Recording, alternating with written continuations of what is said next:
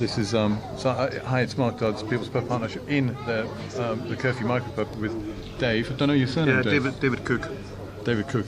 Can you say that again, Dave? Yeah, David Cook. Well, thanks very much for entertaining me. Right, so David and I have just been talking. He's been telling me a bit about his background in social work. He'll expand a bit more on that. But perhaps you'd like to tell me. We just got to the point at which you were saying about your background and history from Berwick. Tell me about the micropub and how the idea came together for that. Yeah, it's a bit of a long story. Gemma and I, my wife, have been together for about just over 7 years now, and we've both got a taste for beer. I mean, we like beer, and whenever we go abroad, we like to sample different beers as well, you know. And about just over a year ago, we'd gone down to the Rat Race Micropub on the station platform in Hartlepool, and that kind of served as our inspiration for it. We saw it, we thought, we knew we had an opportunity to develop this site because my father-in-law has bought the rest of the site, so there's a chance here for us to do something similar, and we thought, give it a shot. I mean, it was fairly minimal investment, and our outgoings, you know, were always going to be fairly limited, so took the chance on it, and you know, 6 weeks in, it's been working really well. I mean, it's really, you know, really early stages here. But we're way ahead of profile, so very happy with it. And we go across to Belgium a couple of times a year. And one of the things we loved about the pubs we go to in Bruges and Ghent and Brussels and places is there's no TV, there's no music. You know, it's about the quality of the beer and about conversation. And I think a lot of that stuff has been lost from pubs in the UK these days. You know, any pub you go into, there's a telly in the corner. Even if that television's off, it serves as a distraction. Yeah. And we want to try and get away from that, you know. And here it's people that serve as distractions. Sorry, yeah. No, we've got the alleyway in your eyes, always diverted to the alleyway, you know. No, it's great. I found out about your pub through a friend, a mutual friend called Joe Lang, and I've been very interested in Berwick because similar background, interest in beer pubs and stuff like that, and got sort of local connections. And what really has always struck me is how quite generally boring the scene is for pubs and beer in this area. And when he said micropub, I was immediately excited by it, and came here sort of without meeting you. I just thought you were doing a fantastic job, quite frankly. Yeah, cheers. And so, what sort of strategic decisions did you have to make about how to? Well, to be honest, I mean, we did plan it, and you know, we did some financial profile and all the rest of it, and I guess we were pretty modest about how well we would do, and you know, I think it's fair to say that, albeit it's only 6 weeks in, we've surpassed expectations in terms of how busy it is. But you know, by the same token, we've been really fortunate with the weather. We've had an absolutely extraordinary summer, and that's meant a lot of people coming to use the outside space. So that's been a real bonus for us. And I guess we're realistic enough to know that when we get into November, January, February, March, those kind of months, you know, we're going to have space heaters outside and all the rest of it. But the attraction of the outside space will be diminished. Yeah, indeed. During the Berwick winter, it gets very cold. Howling gale and torrential rain and all the rest of it. But you know, we've got underfloor heating inside. It'll be toasty and nice and warm and comfortable inside. And I guess, you know, I'm hopeful in the winter that we've got enough of a regular clientele now that we'll be pretty steady. So happy with that. I thought it was interesting that because when I came about 2-3 weeks ago, the weather was great, and it kind of became a second. The thing about the outdoor space becomes pushed about your mind to think. And then today, before coming here, it rained quite a bit. And I was thinking, it'll be interesting to see how you cope if it is raining. But it's got a bit of character as well, the outside space, because I mean, obviously you've got the old medieval wall, which is known as the Cat Wells Wall. And that's up there, yeah. The story is the main wall at the rear is part of the old medieval port wall. So 800 years ago, that would be part of the port wall. Oh, right. Because the river erodes its valley, you know, it kind of. So this would have been the river where we are. This probably would have been the river basin, or part of the riverside, yeah. And then the Maltings Theatre behind it. So it lends quite a spectacular backdrop as well. Yeah, it is a great setting. I've got this thing that Berwick's a bit like Lucca in Italy. Yeah, I saw the analogy. But you know, if you cut your mind off to what's going on around you, it really can get a bit of that, you know. There's still a bit of magic about the place, you know. If you walk around the old walls, and particularly the quayside and around the palace towards the pier in a summer's night, there is some real magic there still. Yeah. But you know, there's a few other problems as well. Well, I think you know, one micropub at a time, you're beginning to put it back on a map. Well, I hope this is only one, but you never know. Yeah. So what's okay? Let's talk about the beers you've got and what sort of price range. Sorry, take it back a little bit. Yeah. Did you do a business plan? And we did a kind of. I was going to say a back of a fact packet. It wasn't quite as basic as that. We did a business plan, but you know, not a particularly detailed one. I mean, we knew what we wanted to do and we're very clear. We knew about the decor, we knew the layout, we knew what we wanted to do cellar-wise in terms of what beers we get. So we were very clear about that. Okay. So yeah. And then so pricing, how do you establish what your pricing was going to be to attract customers? I think our pricing is extremely keen given the quality and variety of beers that we're bringing in. The beer range tends to be a lower end of 270 up to a top of 340. I haven't charged more than 340 for a pint. And that's when you consider very good value. we've had stuff like Magic Rock High Wire, Thornbridge Jaipur, beers of that quality, and I think that's extremely competitive. Yeah, it's great. We charge more for bottled beers. I mean, bottled beers are generally £3 or £3.50. Right. But again, more expensive to bring in. And Gemma was saying that pie's just been delivered to tables there. Yeah. Gemma was saying that you've done 64 beers in 44 days or something like that. Is that right?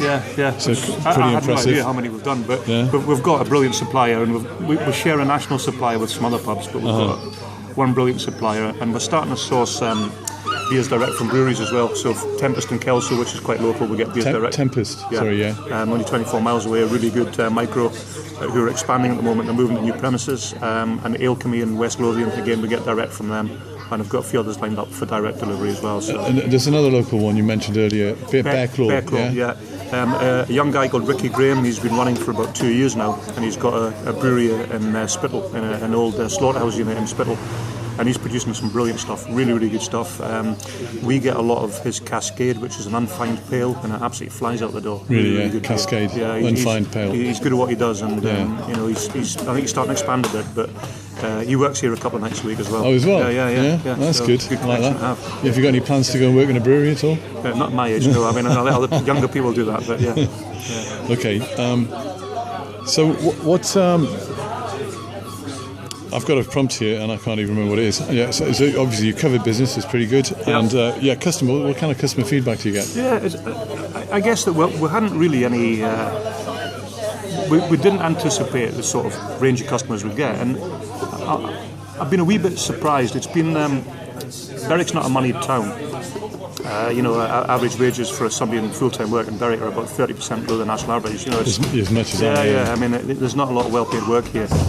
We've tended to get a kind of, generally, a more middle-class type of beer drinker, which is a bit odd. I mean, that's not all the way through. We get a lot of cool kids in as well, drinking the bottled beers, because bottled beers are quite trendy, and I think the cool kids, the hipsters, are a wee bit more tuned into what, Magic got hipsters Rock, in Berwick. Well, Berwick hipsters, Beavertown, Buxton, that kind of stuff, and some of the good American beers as well.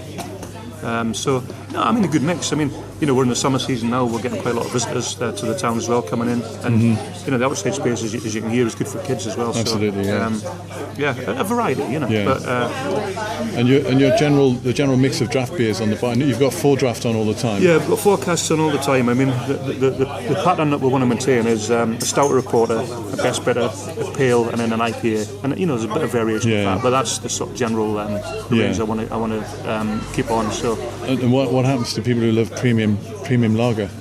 The people who love premium lager are going to be disappointed. But we have Java, which is a North German lager in bottles, 500ml bottles. It's from near Hamburg, and it's a really, I have to say, it's a high quality lager. And again, it flies out the door. So, and we do a cider as well. We do a single cider, which people like. So. And how about wine and soft drinks? Yeah, wine we do. We've got a really cracking New Zealand Cabernet Sauvignon Blanc. We've got a South African Shiraz, and we've got a French Rosé. And again, really, really popular. Just one of each. One of each. Yeah. Solid wine. Yeah, absolutely. Good to drink. Yeah. Get them from Majestic. Suits all tastes. Yeah. And soft drinks. The usual variety. We've got Fentimans lemonade, the Victorian lemonades, ginger beer. We've got Sprite. We've got soda waters, still water. And I think that's about it, really. Yeah, actually, not a big range. No, but it satisfies, and as long as it's good stuff, isn't it? I mean, for us, the focus is the 4 cask ales, and every week, as soon as the cask goes off, the cask that replaces it will be from a different microbrewery, and we've normally got round about 20-21 different micro craft beer bottles in the fridge from different brewers in Belgium, UK, America. So, how do you feel now that you realise you're actually at the forefront of the British beer and Pub Revolution. Knackered mainly, but yeah, it's been really exciting, and I think we've enjoyed it so far. And it seems like a lot longer than 6 weeks we've been open. You know, I mean, the building went up in a really short time. I think from really going onto site to getting it up and running was about 8 weeks. Really, which was remarkable. I mean, again, great local contractors, Premier Building, who was superb.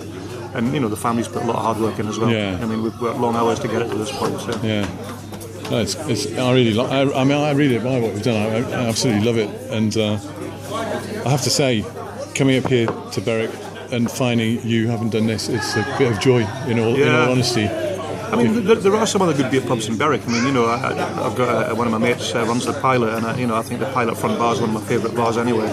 The Pilot, that's at the top, not far from the station, isn't it? Yeah, it's in the Greenses. Yeah, it's a kind of neighbourhood pub, but they've always got 3 or 4 rails on and good nick. And Stephen runs a good pub there, and you've got Barrels along the road as well, which when Mark Dixon had it was an absolutely fabulous pub, and it's maybe not up there now, but still has a good range of beer. Yeah, and are you on speaking terms with the new owners? Well, we haven't seen them since we opened, but you know, that's up to them really. Yeah, I'm not going to ask about suppliers because people can find their own suppliers. Yeah, absolutely, yeah. Which is fair enough. But have you got any tips for people who might be interested in setting up their own micropub? Did you have any licensing difficulties at all? I guess the sort of just the sheer bureaucracy of particularly less of the planning process, but the licensing process, but the planning process is an absolute mess. It really is. Yeah. I mean, the number of hoops you've got to jump through, and you know, it cost us thousands and thousands of pounds to go through the planning process. Really, there's no economies of scale. You know, if Wetherspoons had opened up with a 5,000 square foot pub, it would cost them the same pretty much. Yeah. So, you know, that's a pain in the arse. But you know, we got through it. You know, because I've worked for local authorities, I had some idea, and Gemma's done some sterling work on the planning stuff as well. So we have got through it, but it's taken a bit of time. And so, in terms of advice for other people, I think if you're thinking about setting up a micropub, I would go and have a look at some first and speak to the owners, just get a feeling for how it's working for them, what, you know, how much of a pain in the butt it was to get from A to Z really. Yeah. But you know, once you get up and running, I mean, it's a real joy, and I mean, for me, one of the pleasures is being able to see people drinking well kept, well presented, tasty pints of beer. That's key for me, and you know, if you've got good suppliers and you've got some knowledge of the beer scene, you know, I mean, this is. If you like beer in the UK, this is probably the best time ever to be alive. You know? Oh, absolutely, yeah. And there's a bit of risk about it as well. I mean, you know, not all real ale or stuff from microbreweries is going to be important beer. There's some crap out there as well, but there's a lot of very, very good stuff. Yeah. And I mean, you know, take a bit of a risk with what you're buying and what you're choosing, but you'll get some great stuff in as well. Good. I think we can just about wrap up now. Just one thing I'd like to ask: if we're having this conversation in a year from now, what would you like to be saying to me then? We've retired and moved to Spain, but I suspect that's unlikely. I guess what's going to be the challenge for us is to see what the difference is from the summer months, which are clearly busy, to the winter months, and it's about maintaining a regular customer. And I think if we can do that, we'll be fine. Yeah.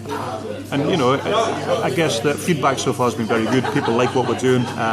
They like the beer, and that's the most important thing because it's about selling beer. And if I can say that to you in 12 months' time that hasn't changed, then I'll be happy with that. Great, and good. Gemma as well. Well, I certainly wish you luck. You certainly deserve it. And here we are on it's a Wednesday, isn't it? And, Wednesday evening. Early evening, and it's looking like it's going to be a good one. So, thanks very much, Dave. That's all. Good to see you. And well, I'm going to learn how to edit at some point, and we'll have to all be done in one take. Okay. Cheers. Okay. Cheers.